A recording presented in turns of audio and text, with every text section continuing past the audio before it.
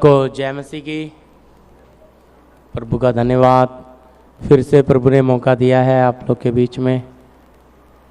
प्रभु के वचन में प्रार्थना वाली बात में गंभीरता क्यों चाहिए, हमसे प्रार्थना क्यों नहीं होती।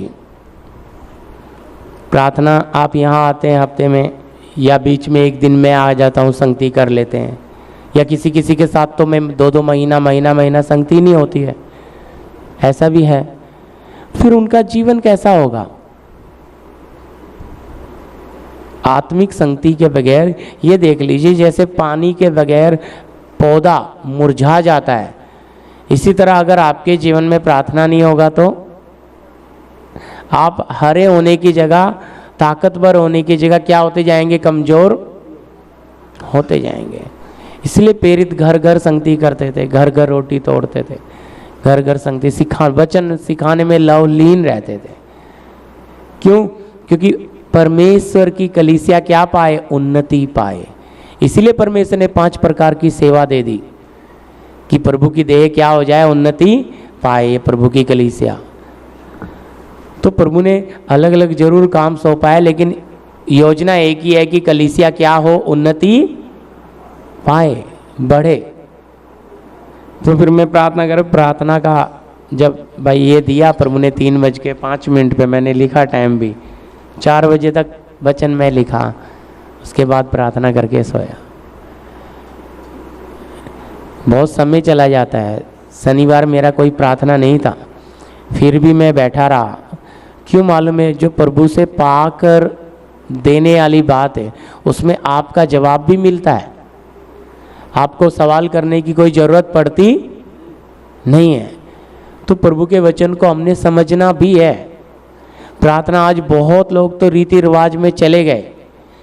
आज देखिए अभी कल आज से शुरू हो जाएगा, लोग रात से बड़े दिन मनाने की त्योहार, लेकिन वचन के अनुसार है क्या?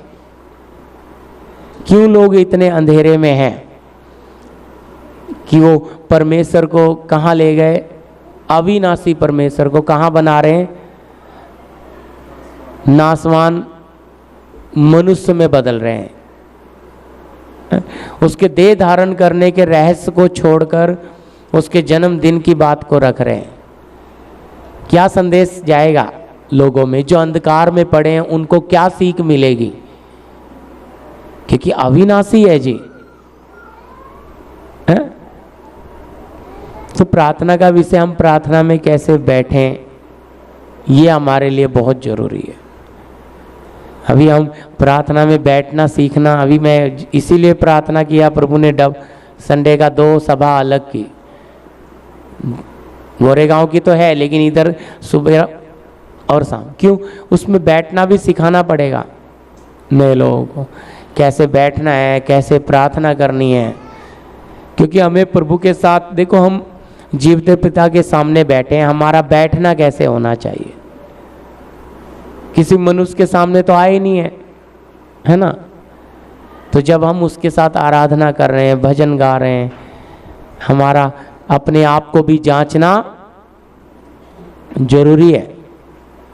पानी दे देंगे, पानी पिला। हालेलुया। अपने आप को भी जांचना बहुत जरूरी है। क्यों? क्योंकि अगर हम ही नहीं बढ़ेंगे, देखो कुछ पेड़ में पानी डाला भी जाता है, अगर मिट्टी सख्त है तो पानी बहकर चला जाता है, जड़ तक जाता नहीं है। मिट्टी भी तैयार होनी है और पानी जड़ ने पीना है, तभी ना ताकतवर होंगे। लेकिन अगर पानी पिया ही नहीं तो जड़ ने वो कमजोर होती जाएगी। पानी बेशक मिल रहा है लेकिन वो उसको नहीं जा रहा है। हृदय सख्त हो गया है। मन सख्त क्यों होता है मालूम है? जब इंसान रीति रिवाज में पक्का हो जाता है। किस में पक्का हो जाता है? मैं वचन लूंगा, रीति रिवाज। यानी कि उसने एक सिस्टम बना लिया कि बस यही तो इस्राएली गलती कर बैठे। वो रीति रिवाज करते रह गए, उनका बनाने वाला आया, उन्होंने उसको पहचाना। तो हमारा भी रीति रिवाज में नहीं जाना कि भाई हम रीति रिवाज करते रहें और इसमें प्रभु हम रीति रिवाज करते रह जाएंगे, प्रभु आके चला भी जाएगा। रीति रिवाज करने से क्या बदल जाएंगे? बोलिए हम। रीति रिवाज करने से कोई स्वभाव बदलने वाला नहीं, कोई जीवन बदलने वाला नहीं है। अगर आपका जीवन बदलना है तो आप व्यक्तिगत प्रभु में आना। प्रार्थना जीवन जिसका होता है उसका स्वभाव भी बदलता जाता है। देखिए, पढ़िए वचन, विषय हम सीख रहे हैं प्रार्थना, सिर्फ प्रार्थना रखा है मैंने। भजन संहिता 66 का 18 से 20 तक पढ़िए।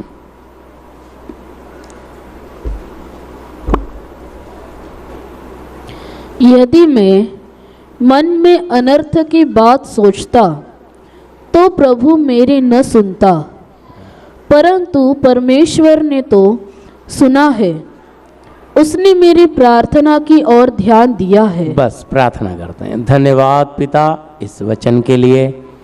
प्रभु यीशु मसीह आपकी पवित्र और सत्य की आत्मा प्रभु हमें ये वचन सीखने के लिए प्रभु जी, ये बात समझने के लिए प्रभु, एक एक जीवन में विश्वास के साथ प्रभु आपका वचन इनके दिलों में बसे प्रभु जी, जड़ पकड़े। आपकी आत्मा आपके पाक कलाम को हमें खोल कर दे प्रभु जी। प्रार्थना यीशु मसीह के नाम से, आमीन। जी, यहाँ लिखा है जी, मन में अनर्थ की बात सोचता तो प्रभु मेरी ना सुनता। तो परमेश्वर तो हृदय की सच्चाई से प्रसन्न होता है ना। भजनकार यहाँ कह रहा है, यदि मन में मेरे कुछ मलिनता होती, मेरे मन में कुछ कड़वाहट होती, मेरे मन में कुछ बातें होती तो प्रभु मेरी सुनता नहीं। 19 में कहता है, परंतु परमेश्वर तो सुनता है, उसने मेरी प्रार्थना की ओर ध्यान दिया है। 20, धन्य है परमेश्वर जिसने न तो मेरी प्रार्थना अनसुनी की। देखो, धन्य है परमेश्वर जिसने ना तो मेरी प्रार्थना अनसुनी की और न मुझसे अपनी करुणा दूर कर दी है। हाँ, हालेलुया। देखो, और ना मुझसे अपनी करुणा दूर। करुणा का मतलब है दया, अपनी कृपा। तो आप और हम मसीहत में जब चल रहे हैं तो हमें एक, जिस तरह इस्राएलियों को बादल की छाया ने और अग्नि के खंभा लेके चल रहा था, कलीसिया को अनुग्रह और पवित्र आत्मा हमें लेकर चल रहा है। अनुग्रह का मतलब है, कृपा का मतलब है, प्रभु हम गलतियां करते हैं तो भी हम पे कोई सजा नहीं आती। क्यों नहीं आती? क्योंकि प्रभु मौका देता है, क्योंकि उसे पता है अगर ये बर्तन पे सजा आ गई फिर इसको वापस मौका नहीं। कृपा रखता है हम पर। इस्राएलियों के लिए धूप में जले ना तो उनको क्या दिया था? बादल की छाया, तकलीफ ना हो। प्रभु हमें तकलीफ से तो बचाता है, कृपा रखता है, अनुग्रह रखता है। लेकिन उस अनुग्रह में चलते चलते मनुष्य अपने मन को क्या कर लेता है? सख्त कर लेता है। क्यों सख्त करता है? उसको लगता है अब तो प्रभु मेरा हो गया, अब प्रभु को मैंने जान लिया, अब प्रभु साथ जैसा मुझे चलना है, मेरा रिश्ता नजदीकी बन गया है। ये उसकी अपनी विचारधारा है। अंदर से मन आप चेक करोगे तो भाई, अभी मैं पढ़ाऊंगा आपको दृष्टांत। मंदिर में खड़े होते हैं ना दो जन, आगे आएगा आने वाले। अंदर वाले जब मन को आप देखेंगे, प्रार्थना होती नहीं। अब मैं कहता हूं आप अकेले अपने आप को जांच कर देखना, 1 घंटा बैठ कर देखो प्रभु के चरणों में। प्रार्थना ना होने का भी रीजन है, कारण है, आपने दूसरों को देखना शुरू कर दिया, पहली बात। दूसरी बात, आपको प्रभु समझ में आता ही नहीं। मेरी बात ध्यान से सुनना, सवाल करना नहीं, समझ आएगा। क्योंकि हम देखते हैं, हम जीवते परमेश्वर के वचन को पढ़ रहे हैं, कुछ लोग प्रार्थना करते हैं लेकिन जीते नहीं है, लेकिन प्रार्थना करते हैं लेकिन जीते नहीं है। और कुछ ऐसे होते हैं जो रीति रिवाज पक्का करते हैं लेकिन उनमें प्रभु दिखता नहीं है। तो भाई वचन में साफ लिखा है, तू अपने भाई के आंख का क्या नहीं देखना, लट्ठा नहीं देखना, माफ करना, तिनका नहीं देखना, लट्ठा पहले तेरी आंख में है। तो अगर सोचेंगे ये व्यक्ति इतनी प्रार्थना करता है, ये तो ऐसे जी रहा है, तो आपका मन कच्चा हो जाएगा, आपका मन टूट जाएगा। क्या पता वो व्यक्ति ऐसा क्यों कर रहा है।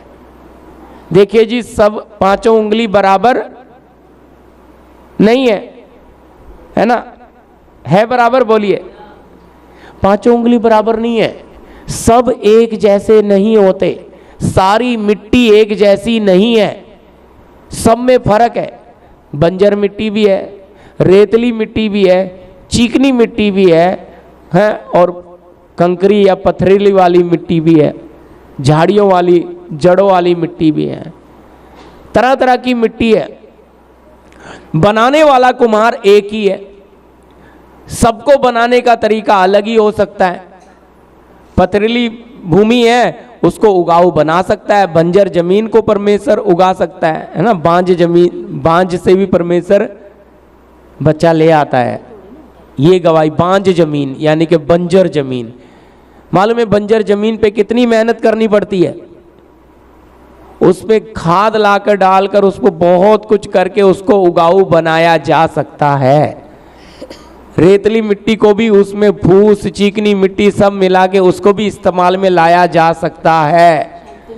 हर प्रकार पर सबको बनाने का तरीका अलग अलग होगा, उद्देश्य एक ही है, पिता का तरीका अलग अलग है। लेकिन कुछ बनना नहीं चाहते, कुछ अपने स्वभाव को नहीं छोड़ना चाहते, नेचर नहीं छोड़ना। प्रभु आपको मानेंगे, आपकी प्रार्थना करेंगे, सब कुछ करेंगे, लेकिन अपने नेचर, अपने स्वभाव को छोड़ेंगे नहीं। विश्वास में अच्छे, प्रार्थना में अच्छे, मैंने बोला ना, सकत हो जाता है मन। जब रीति रिवाज में व्यक्ति डूब जाता है ना, वो सकत हो जाता है और उसको लगता है इस रीति रिवाज में मेरा प्रभु है। जब मैं प्रार्थना में बैठ गया, फरीसी क्या करते थे प्रियो? यीशु उनको चुना फिरी हुई कबर कह रहा है, क्या करते थे? रीति रिवाज करते थे, मानते हैं इस बात को। लेकिन क्या रीति रिवाज में, इतना रीति रिवाज के पक्के थे वो, अपने जिसने रीति रिवाज दिया उसको ही पहचाना नहीं। रीति रिवाज एक व्यक्ति को क्या कर देता है? सीम बांध देता है वहीं, उसको फिर रीति रिवाज में ही लगता है प्रभु इसी रीति रिवाज में है। बाकी प्रभु का काम करने का तरीका उसे समझ आएगा? देखो जी, ये तो जीवित परमेश्वर है, मुर्गे से बांग दिलवा के पश्चाताप करवा सकता है अपने दास को, है? मछली को आज्ञा दे के, एड्रेस दे के अपने दास को फेंक सकता है एड्रेस पे, गधे से बात कर सकता है, सूरज को एक ही जगह रोक सकता है। मेरी बात समझने की कोशिश करना। सब घटनाएं अलग अलग है, सब तरीके अलग अलग है, सब परिस्थिति अलग अलग है, सबके हालात अलग अलग है, तो सबके साथ व्यवहार भी अलग अलग है। लेकिन हम सोचते हैं, दूसरे को देखकर जब आप चलना शुरू करते हो, मैं सच कहता हूं, हमारा निशाना, हमारा लक्ष्य यीशु होना है, कोई दूसरा नहीं होना है।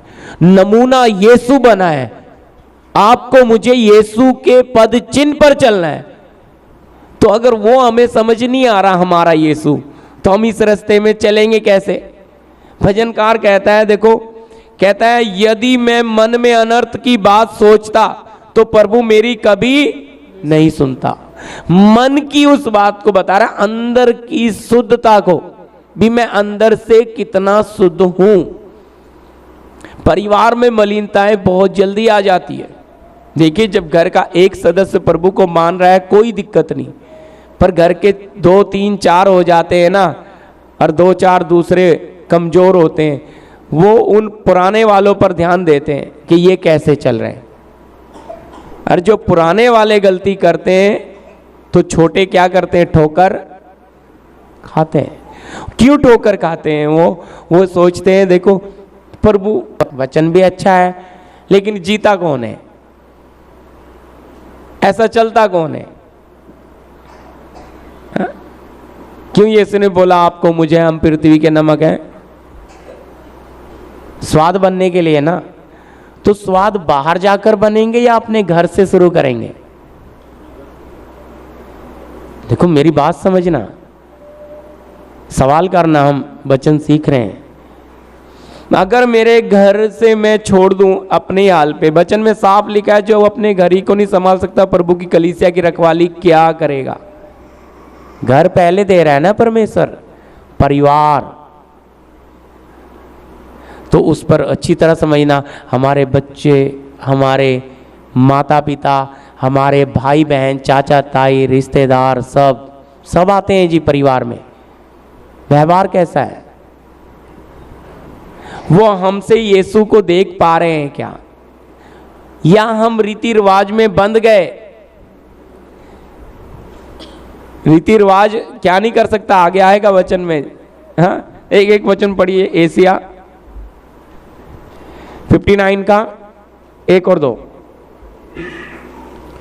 सुनो, यहोवा का हाथ ऐसा छोटा नहीं हो गया कि उद्धार न कर सके, जी, न वह ऐसा बहिरा हो गया है कि सुन न सके जी, परंतु तुम्हारे अधर्म के कामों ने तुमको तुम्हारे परमेश्वर से अलग कर दिया है। हाँ जी, और तुम्हारे पापों के कारण उसका मुंह तुमसे ऐसा छिपा है कि वह नहीं सुनता। क्या लिखा है जी? सुनो, यहोवा का हाथ ऐसा छोटा नहीं हो गया है कि उद्धार ना कर सके, और ना वो ऐसा बहरा हो गया है कि सुन ना सके। प्रार्थना तो कर रहे हैं लेकिन कोई जवाब। तो प्रार्थना किस में बदल गई? रीति रिवाज में। क्यों रीति रिवाज में बदली? अंदर 2 वचन में क्या बोल रहा है? परंतु तुम्हारे अधर्म के कामों, देखो मेरी बात समझना, मैं बहुत धीरे धीरे बांट रहा हूं। परंतु तुम्हारे अधर्म के कामों ने तुम्हारे परमेश्वर को तुमसे क्या कर दिया? अलग, दूर कर दिया, अलग कर दिया।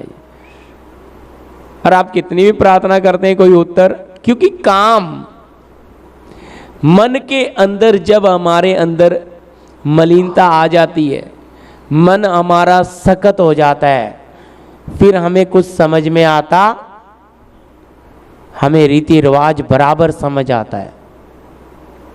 इसलिए तो आज इतना भीड़ हमारे भारत देश में भी क्या कर रहे हैं? रीति रिवाज के पीछे पड़े हैं।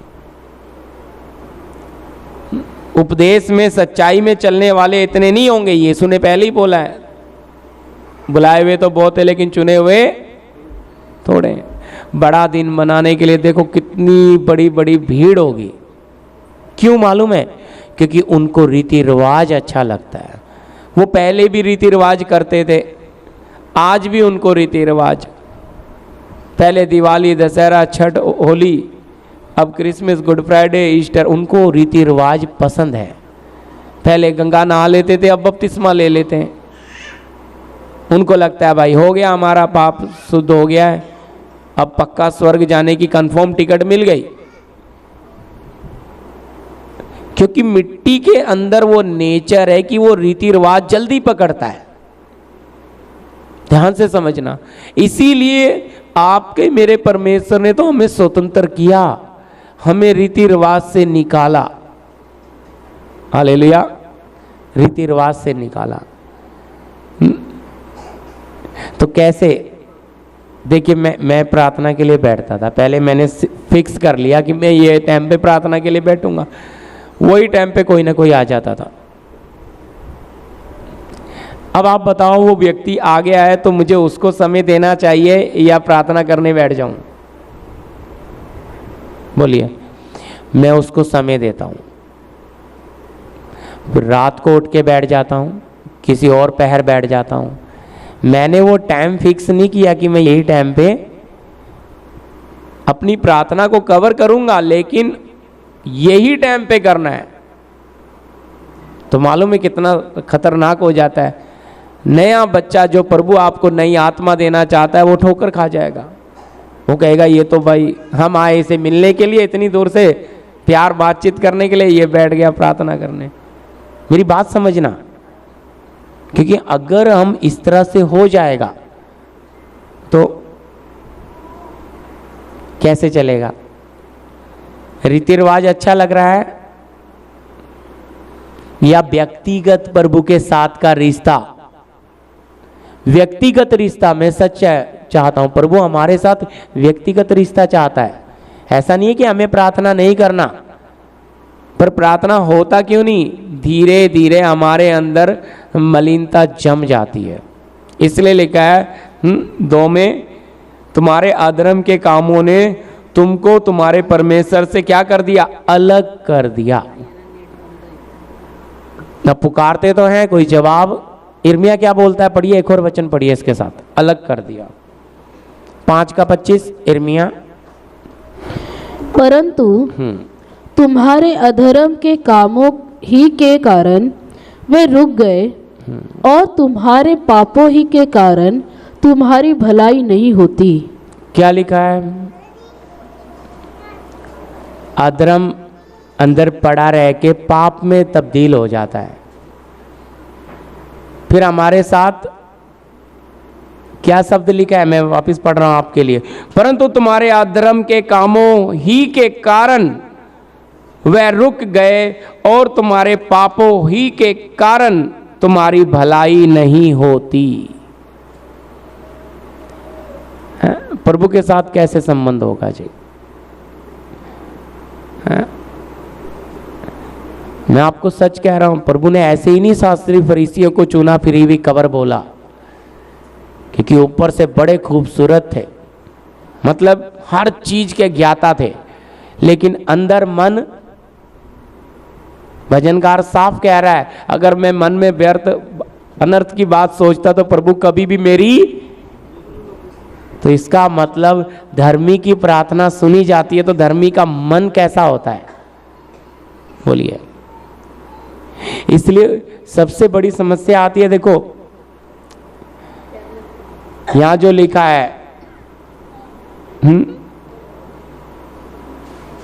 पापों ही के कारण तुम्हारी भलाई नहीं होती। जब पापी स्वभाव हमारा प्रकट होता है, मालूम है, ध्यान दीजिए मेरी तरफ, देखेंगे तो मुझे थोड़ा अच्छा लगता है, हाँ सामने ध्यान दे रहे हैं। पापों के कारण तुम्हारी भलाई नहीं होती। जब पाप अंदर आ जाता है तो मसीह लोग किसी के सामने नहीं करते। मसीह लोगों में बड़े संत, लेकिन घर में उनका, इसलिए बच्चे दिखाते हैं सही स्वभाव। में बोलूंगा अभी हमारे भी बच्चे बताएंगे आने वाले दिन में आप लोग को, तो बच्चों से फिर क्या पता लगेगा कैसे माँ बाप है।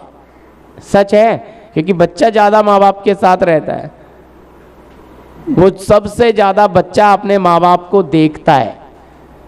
तो इसलिए माँ बाप परिवार को किसके लिए, अपने बच्चों के लिए जीना पड़ेगा, क्योंकि अगर हम जिएंगे नहीं तो हमारे बच्चे उस रास्ते पे आएंगे नहीं, वो ठोकर बन जाए। वो कहेंगे हमें पता है मम्मी पापा क्या करते हैं। तो इसलिए हमें हमारे बच्चों के साथ कैसा रिलेशन रखना पड़ेगा, बोलो। बाहर बच गए आप, घर में फंस गए ना, बुरा नहीं मानना, सच कह रहा हूं मैं। प्रदीप के अंदर भी पापी स्वभाव है, ऐसा नहीं कि हम में से किसी में नहीं है। हम बाहर बच जाते हैं, बाहर अच्छी प्रार्थना कर लेंगे, अच्छी संगति कर लेंगे, अच्छी आराधना कर लेंगे, लेकिन हमारे बच्चों के सामने जब जीवन आता है ना, हमारे बच्चे उस चीज को गौर से देखते हैं, और फिर वो जब हमारी सुनना बंद कर देते हैं, मालूम है क्यों, उनका मन मलिन हो जाता है, सकत हो जाता है। वो कहते हैं क्या प्रभु है हमारे परिवार में, हमारे हम, फिर वो उनके अंदर ये विचारों की लहर आती है। ध्यान से सुनिएगा, भी मुझसे ज़्यादा प्रार्थना में जाते हैं, मुझसे ज़्यादा बाइबल पढ़ते हैं, मुझसे ज़्यादा सब करते हैं, ये नहीं बदल रहे तो मैं क्या बदलूंगा? ध्यान से सुनना, सवाल करना, नहीं समझ आएगा। ये तब्दील नहीं हो रहे तो हम क्या होंगे? देखो जी, जीवन प्रभाव डालता है, रीति रिवाज प्रभाव डालता। हमारा परमेश्वर रीति रिवाज में, हमारा परमेश्वर किसमें? लिखा है ना, कर्म बिना विश्वास मरा हुआ है। क्रिया के अंदर परमेश्वर है, यानी कि जब हम जीते हैं, जब हमारा विश्वास काम करेगा तो उसमें प्रकट होगा कि सच्चा परमेश्वर है, जीवित है। लेकिन अगर हम खाली रीति रिवाज रह जाएंगे तो मरा हुआ विश्वास भी आ सकता है। विश्वास है लेकिन उसमें कोई क्रिया नहीं होगी, उसी को बोलते हैं मरे हुए विश्वास को। रीति रिवाज पक्का है लेकिन जिएगा, दूसरे को जीवन देने के लिए जिएगा नहीं। तो फिर हम जीवन कैसे बनेंगे? जब हम ही नहीं जीवन बने तो दूसरे को जीवन में कहां से ला सकते हैं? कठिन होता है बहुत, क्योंकि मन मर्जी भी, शारीरिकता भी तो बोलती है थोड़ा सा तो मन मर्जी भी चलाओ, हक जताओ। बच्चे आपको प्रभु ने दिए हैं या आपके बच्चे हैं, आपका बड़ा भाई है, आपका छोटा भाई। अब छोटा भाई है तो बड़ा थोड़ा दबाने को देख लेगा, चलो मैं तो बड़ा हूं, ये शरीर वाली बातें। पर आज मसीहत में भी यही है, छोटा अगर सही बात भी बोल रहा है तो नहीं नहीं तू बैठ, तुझे कुछ नहीं पता, हमें सब पता है। तो छोटे का मन उधर ही टूट जाता है, यार मैं तो, मुझे लग रहा है ठीक नहीं। देखो जब शुरू में मैं काफ़ी मतलब हम ये शायद यूट्यूब की भी बात है, काफ़ी चीज़ों में शोएब भाई मुझे बोलते थे, प्रदीप भैया आप अपना ऐसा ये करो, ये ऐसा करो, मुझे बहुत अच्छा लगता था। और वास्तव में क्यों, वो मुझे प्यार करता है इसलिए मेरी गलती मुझे बता रहा है ना भाई। हमें अगर कोई हमें हमारी गलती बताता है ना, हमें आनंद से, वचन कहता हमें उसे मसीह वाला प्यार का चुम्बन देना चाहिए, प्यार करना चाहिए। ऐसे लोग कम मिलते हैं जो आपकी गलती क्या करें। अब बच्चे, माँ बाप तो भी दबा देते हैं बच्चों को, बुरा नहीं मानना मेरी बात, क्योंकि बच्चे सच देखते हैं ना, जो वो बोलते हैं, वो ये चाहता है कि कल को, आज ठीक है हमारे सामने प्रदीप भाई ऐसा कर रहा है, कल को किसी और के सामने ये गलती करेगा तो मजाक उड़ जाएगा। समझ आ रही बात? लेकिन मेरे मन में क्या जा रहा है, मनोज भाई ने या शोएब भाई ने ऐसा क्यों मुझे बोला, मुझे, अरे भाई हम मनुष्य हैं, हमें कमियां हैं। वचन है कहता ना, बबुल की किक्कर की लकड़ी, भाई कमियां हैं करके तो यहां पड़े, अगर कमी नहीं होती तो चले जाते कब के। सच है। तो इसलिए अपनी उन कमियों को ग्रहण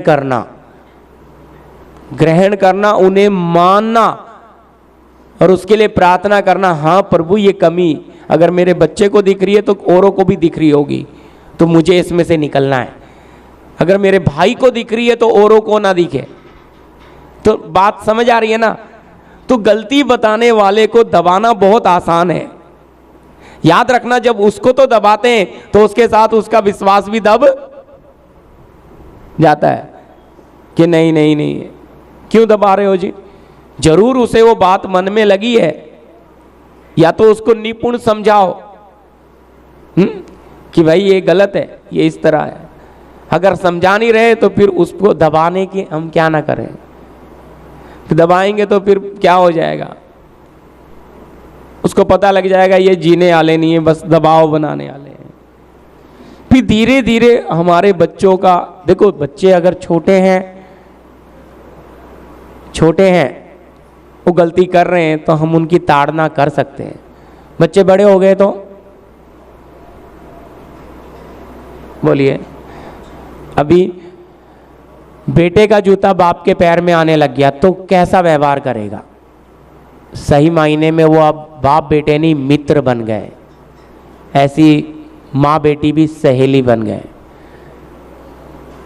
अब अगर वो नहीं मानते तो आप उनके साथ कैसा व्यवहार, प्रभु के दास ने सिखाया, जरूर सुना होगा आपने कहीं में से। क्या करना है? उपवास रख कर रोना है। आप उनको सोचें हम उनको क्या कर देंगे, हम ताड़ना के साथ ठीक कर दे, नहीं कर सकते। मालूम है, जितना आप अपने मन, अपनी जवान, अपने मन को सख्ताई लाएंगे उतना मलिन होते जाएंगे। शैतान यही चाहता है।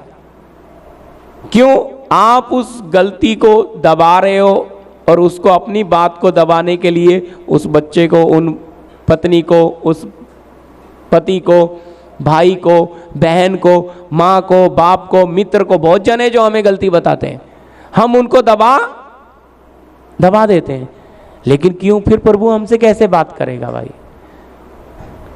हमें ऐसा लगता है कि प्रभु डायरेक्ट आएगा और हमसे बात करेगा।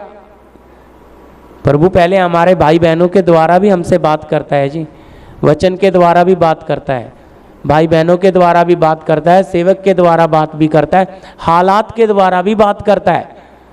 अब मैं भाई बहनों को तो अपने तुच्छ समझ रहा हूं, मैं सोचता हूं इनके द्वारा प्रभु क्या बात करेगा, फिर प्रभु भी तो मुझे तुच्छ समझेगा। मुझे मेरे भाई बहनों को आदर देना है। समझ आ रही मेरी बात? अगर कोई कमी, हाँ जरूर ऐसा भी बताया, हम अगर बड़ा है तो अकेले में अपने भाई को, ये नहीं कि कलीसिया में हम उनकी गलती बताएं, अकेले में समझा दे तो क्या हो जाएगा? वो अपने प्राण को बचाएगा। मैं आपको सच कह रहा हूं, बहुत गहरी बात है जो इर्मिया लिख रहा है। फिर से पढ़िए चाहे एक बार, एशिया वाला पढ़िए जी, 59 का 2 वचन जी। परंतु तुम्हारे अधर्म के कामों ने तुमको तुम्हारे परमेश्वर से अलग कर दिया है। एशिया 59 का हम 2 पढ़ रहे हैं जी। और तुम्हारे पापों के कारण उसका मुंह तुमसे ऐसा छिपा है, हाँ, कि वह नहीं सुनता। अब आती है बात, प्रार्थना अब हम प्रभु सुन क्यों नहीं रहा है? क्योंकि प्रदीप के मन में क्या पड़ा है? मलिनता पड़ी है, और मलिनता धीरे धीरे पाप बन जाता है। फिर हमारी प्रार्थनाओं का उत्तर हमें मिलता, फिर हमारे जीवन में तब्दीली भी नहीं आती। तब्दीली का मतलब है बदलाहट भी नहीं आता है। और फिर हम कभी भी कोई गलती बता देगा तो ऑटोमेटिक हमारे प्राण में एक गुस्सा भी आ जाएगा।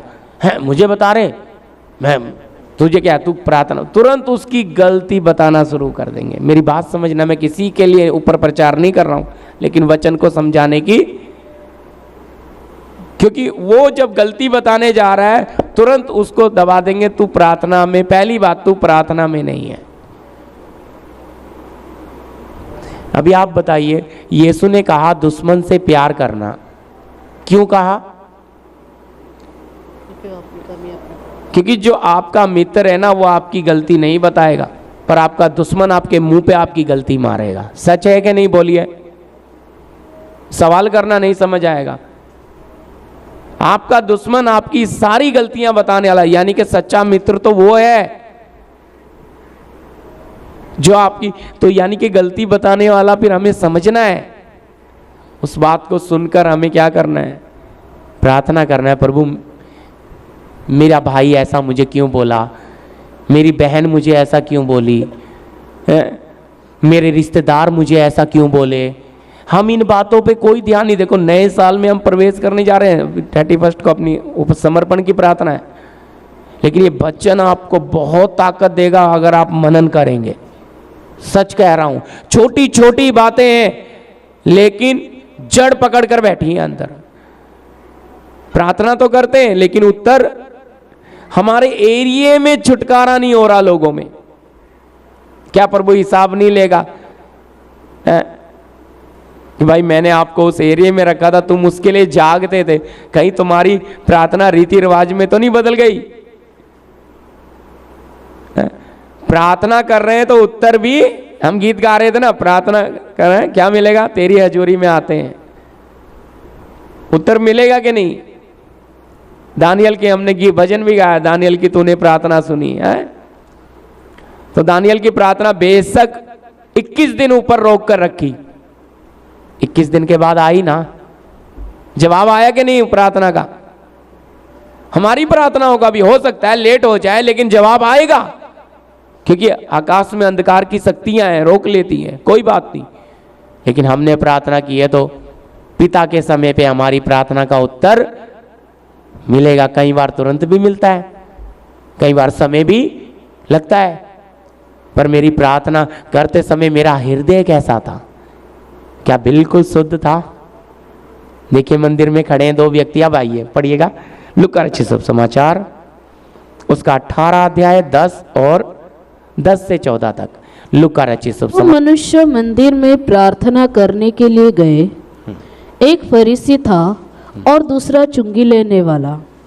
फरीसी खड़ा होकर अपने मन में यो प्रार्थना करने लगा, हे परमेश्वर, मैं तेरा धन्यवाद करता हूँ कि मैं दूसरे मनुष्य के समान अंधेर करने वाला, अन्यायी और व्यभिचारी नहीं, और न इस चुंगी लेने वाले के समान हूँ। मैं सप्ताह में 2 बार उपवास रखता हूँ। मैं अपनी सब कमाई का 10वां अंश भी देता हूँ। परंतु चुंगी लेने वाले ने दूर खड़े होकर स्वर्ग की ओर आंखें उठाना भी न चाहा, वरन अपनी छाती पीट पीट कर कहा, हे परमेश्वर, मुझ पापी पर दया कर।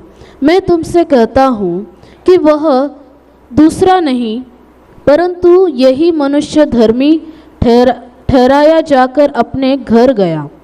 क्योंकि जो कोई अपने आप को बड़ा बनाएगा वह छोटा किया जाएगा, और जो अपने आप को छोटा बनाएगा वह बड़ा किया जाएगा। हालेलुया।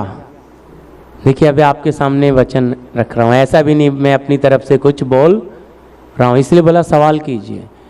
तो अब ये 2 व्यक्ति खड़े हैं आपके सामने प्रार्थना में, मंदिर के सामने। एक चुंगी लेने वाला पापी है, एक पक्का धर्मी है। पक्का धर्मी का मतलब है रीति रिवाज करने वाला। मैं आपके सामने वो मन रखना चाह रहा हूं कि रीति रिवाज करने वाला मन और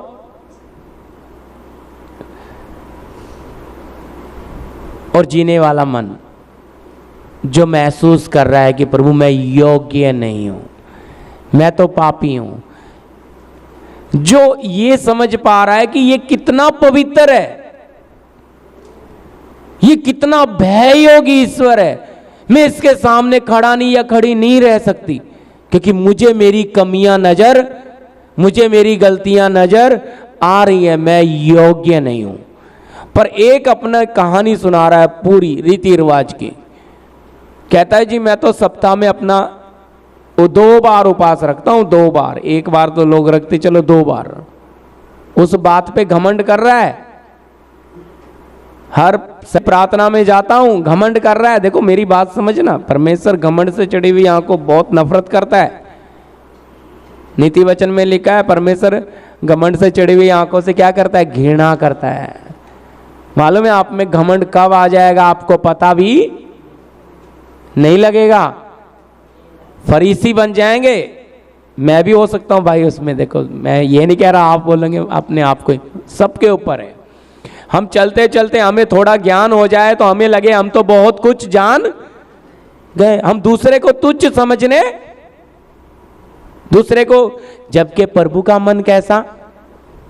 स्वर्ग की महिमा छोड़कर मनुष्यों में आया, शून्य बनकर आया, रचेता होकर भी। सोचकर देखो, सृष्टिकर्ता होकर भी अपनी सृष्टि के हाथ के नीचे है, यरदान नदी में बपतिस्मा ले रहा है। यमुना बपतिस्मा दाता कहता है प्रभु ये तो मुझे तेरे हाथ से लेना चाहिए। कहता है अब ऐसा ही होने, इतना छोटा किया। यहां साफ कह रहा है जो अपने आप को छोटा नहीं करेगा वो क्या है। जी देखो 14 में कितना सही बात प्रभु ने लिख दी, खुद यीशु बोल रहा है ये सारा शब्द है। मैं वापिस पढ़ रहा हूं 14। मैं तुमसे सच कहता हूं कि दूसरा नहीं परंतु यही मनुष्य धर्मी ठहरा और जाकर अपने घर गया, क्योंकि जो कोई अपने आप को बड़ा बनाएगा वो छोटा किया जाएगा, और जो अपने आप को छोटा बनाएगा वो बड़ा, बोलिए, बड़ा किया जाएगा। कैसे जी? किसके सामने कैसे बनना है? प्रभु में अपने उस बड़ेपन को छोड़कर बच्चों के समान होना। ये यीशु ने बच्चों को खड़ा करके नमूना दिया। यानी कि अगर हमें प्यार करने वाला व्यक्ति हमारी गलती हमें बोलता है, हम एक बार उसे दबा देंगे, 2 बार दबा देंगे। ये बिल्कुल विवेक की तरह है।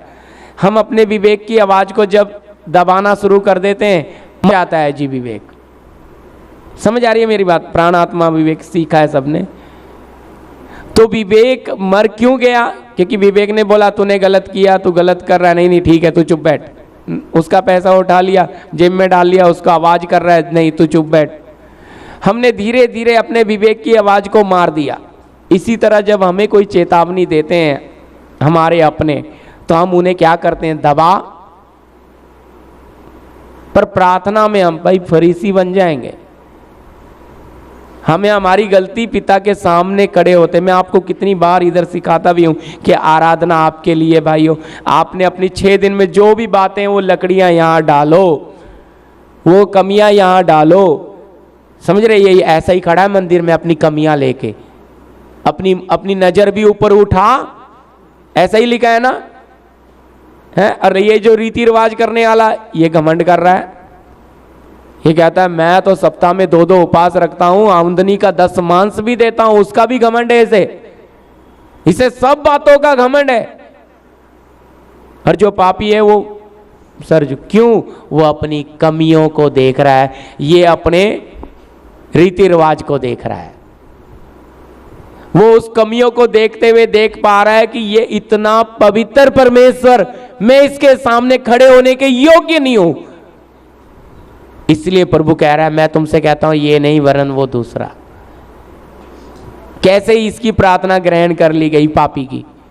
क्योंकि पापी का मन बड़ा पेवर हो गया, शुद्ध हो गया जी, शुद्ध हो गया। उसने पश्चाताप प्रकट किया।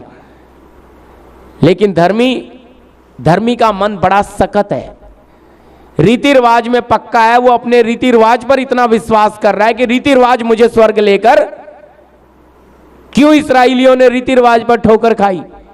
लिखा है ना, उन्होंने ठोकर के पत्थर पर ठोकर रीति रिवाज करते रह गए, विश्वास किया ही नहीं। हालेलुया, यही लिखा है ना। तो रीति रिवाज भैया हमें क्या भी कर सकता है। तो हमें जब समय, हमें प्रभु के साथ बैठना है, जरूर बैठना है, हमें समय बनाना है, जरूर बनाना है। शाम को घर में मेहमान आ गए, उन्हें खाना पीना खिला के सब भेज के लास्ट में सब सो जाएं, तब बैठ के प्रार्थना कर लो, ऐसा भी हो सकता है। पर हम बोलेंगे नहीं, क्या करेंगे? प्रार्थना में बैठेंगे।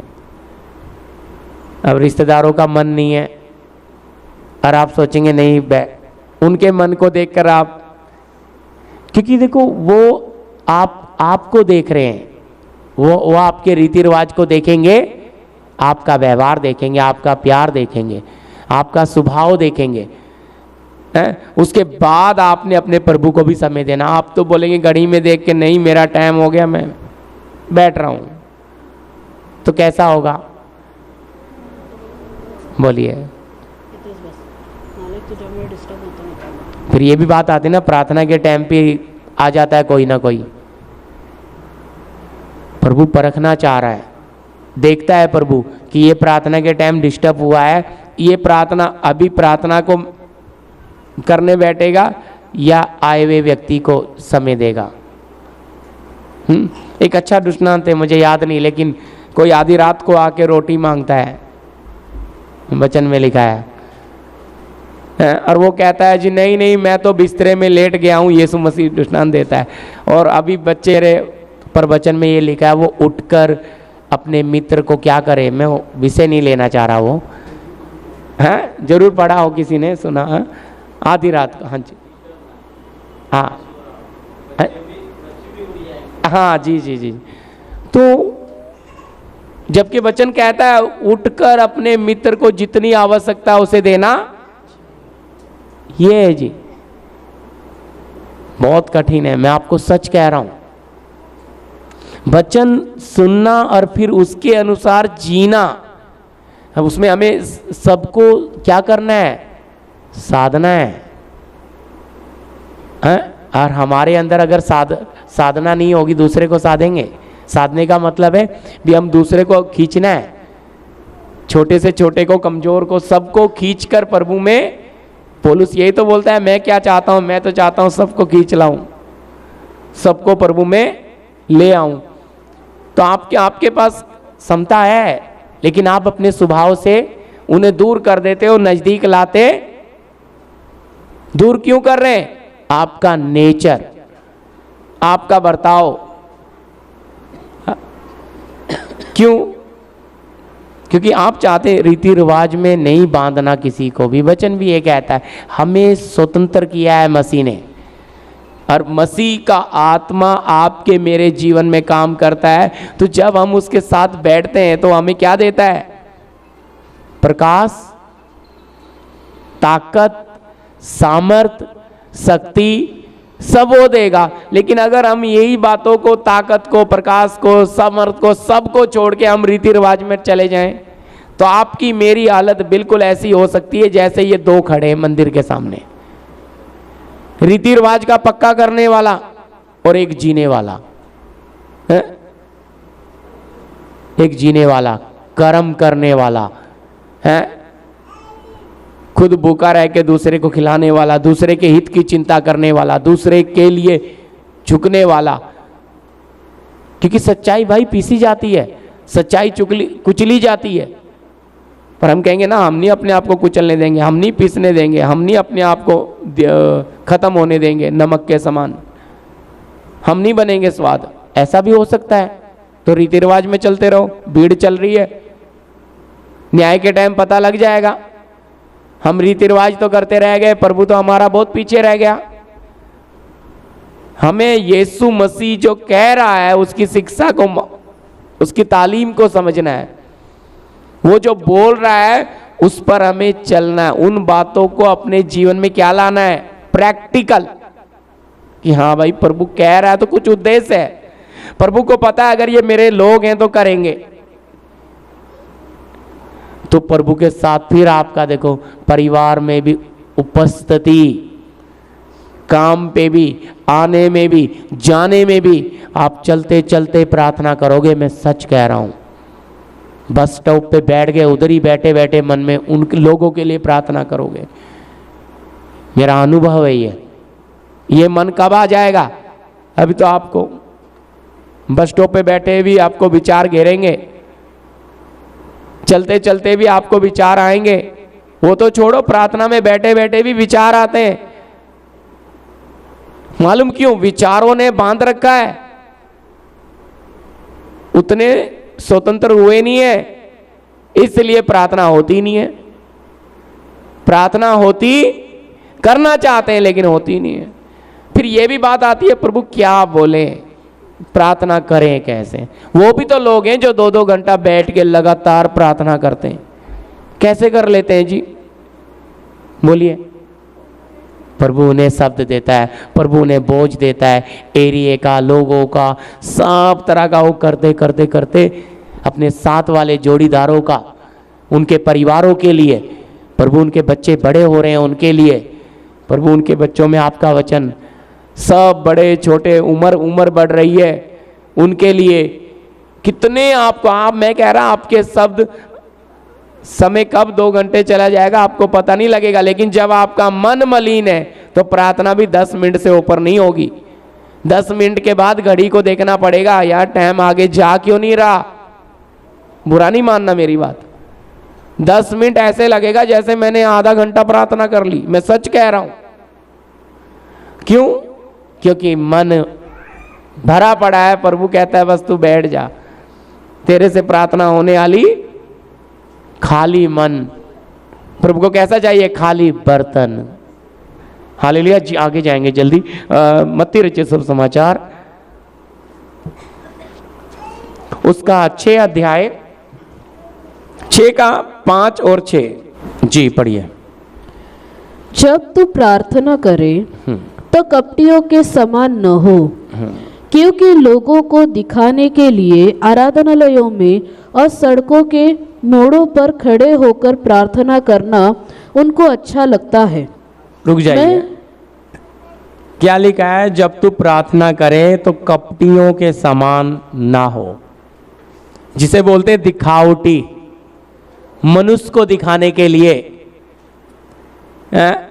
तो कपटी मतलब कपट आता है उसमें, कि बहुत अच्छी प्रार्थना कर देंगे लेकिन जीवन में कुछ भी नहीं है।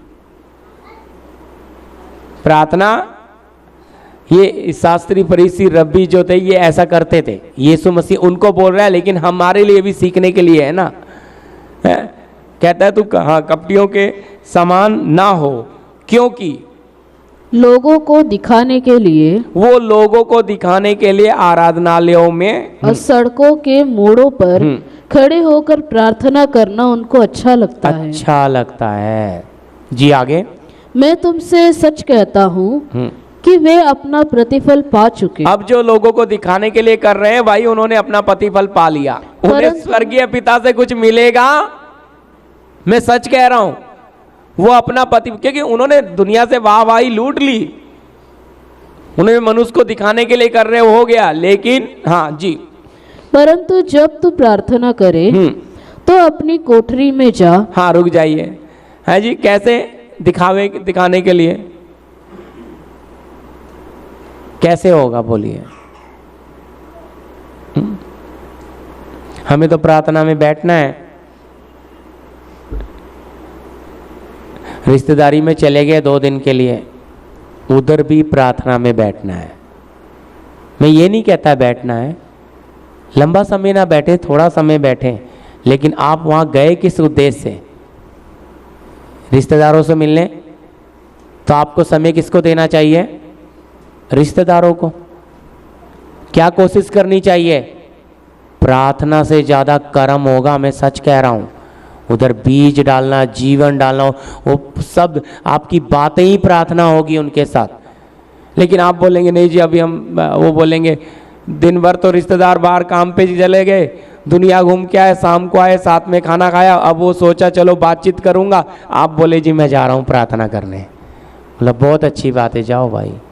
सोचेगा कैसा परमेश्वर है यार इनका, हम मिलने का समय आया था, कुछ हालचाल लेना था, दुख दर्द बांटना था, ये अपना। उस समय तो आपको आत्मा जीतने का मौका भी मिल सकता है, मैं सच कह रहा हूँ। लेकिन आप तो भाई अब दिखावा, फिर उन्हें दिखाना रिश्तेदारों को, हम तो बहुत प्रार्थना करते हैं। क्यों? उनको ये दिखाना पड़ेगा ना हम कितने पवित्र हैं, हम कितनी प्रार्थना करते हैं। बुरा नहीं मानना मेरी बात का, मैं किसी के ऊपर नहीं बोल रहा हूँ, समझाना चाह रहा हूँ एक बात, कि उस समय आपको जरूरत है उस पापी को वचन की, आपके प्यार की, आपके अंदर बैठे यीशु की। लेकिन आप चले गए रीति रिवाज में, तो वो वहां पे क्या होगा फिर बोलिए? फसल तो तैयार है लेकिन काटने वाले कम है जी। प्रभु कहता है प्रार्थना करो, प्रभु स्वर्गीय पिता मजदूरों को भेजे।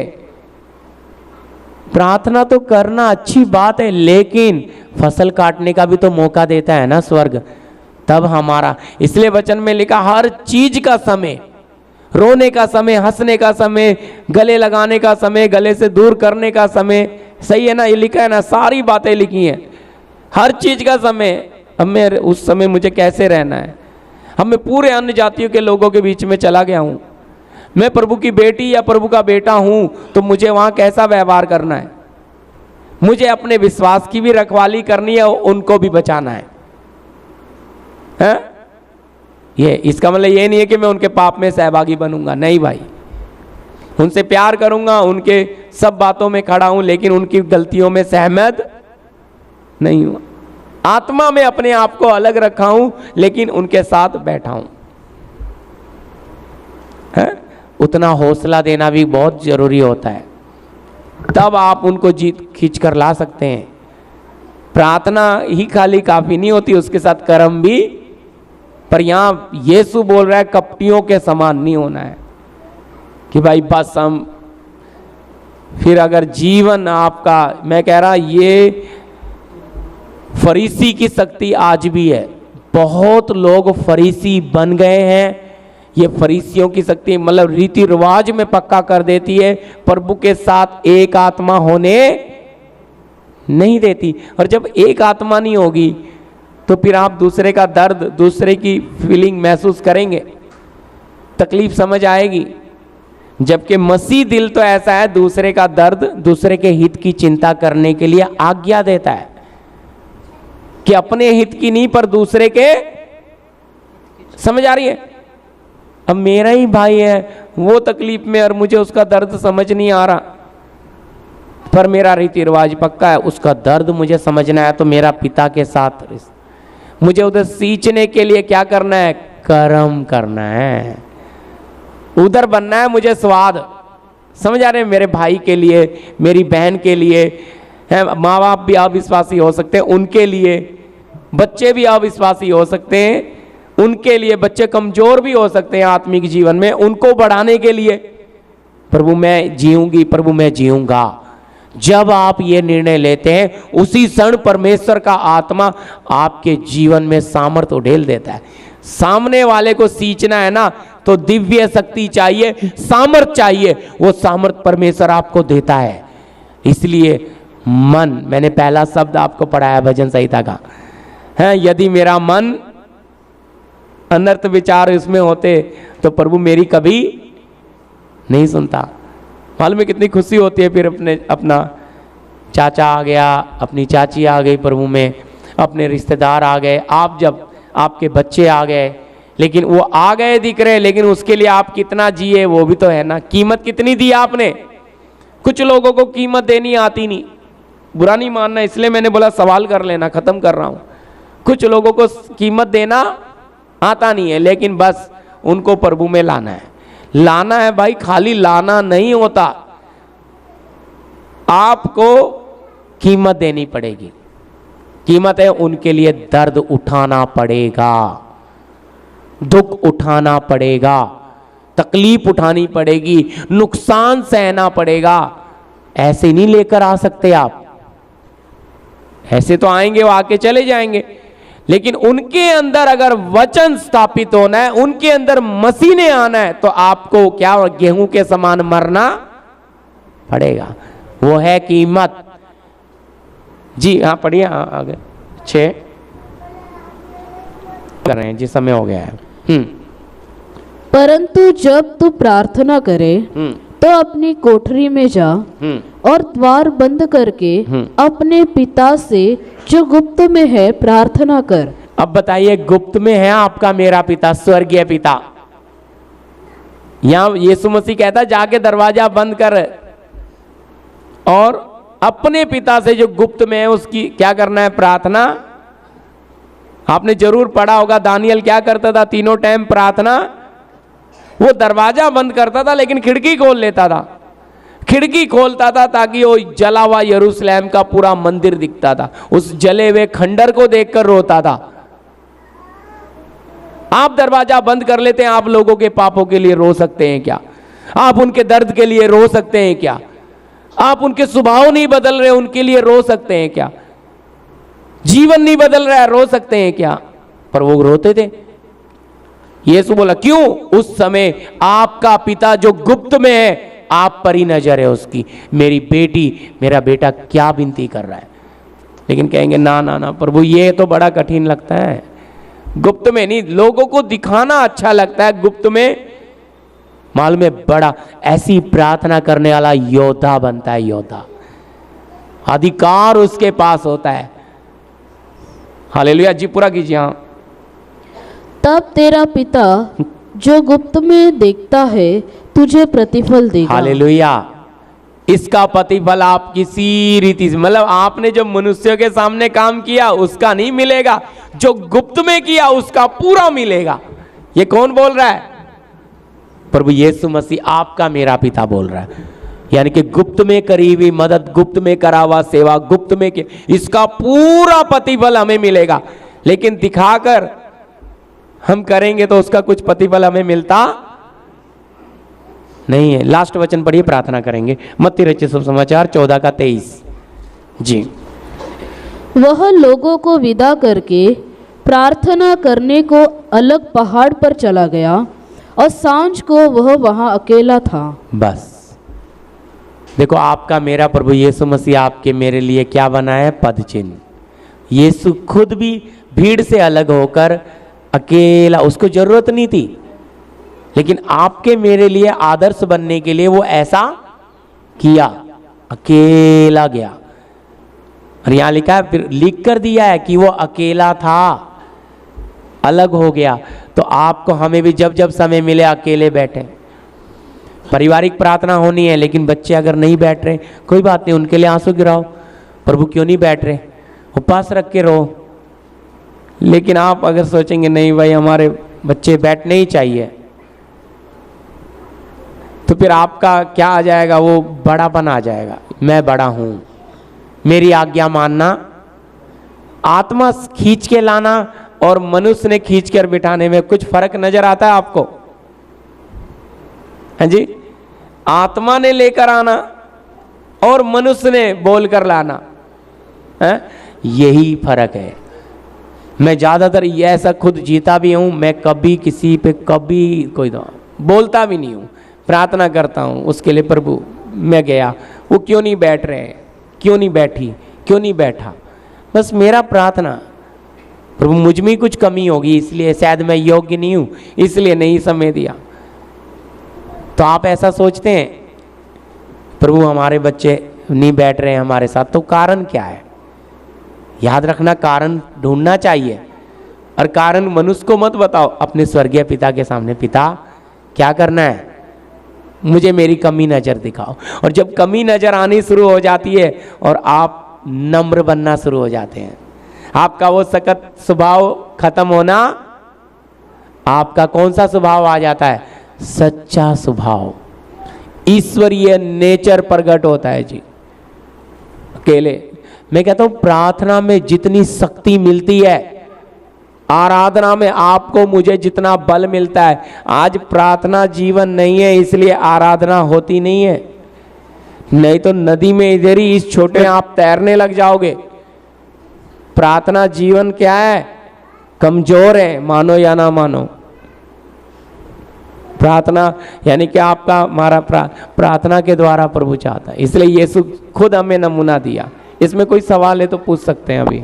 अब पिता का प्रेम, पुत्र का अनुग्रह, पवित्र आत्मा की सहभागिता, संगति हमारे साथ तमाम संत लोगों के साथ प्रभु यीशु के दूसरे आगमन तक होता रहे। आमीन। सबको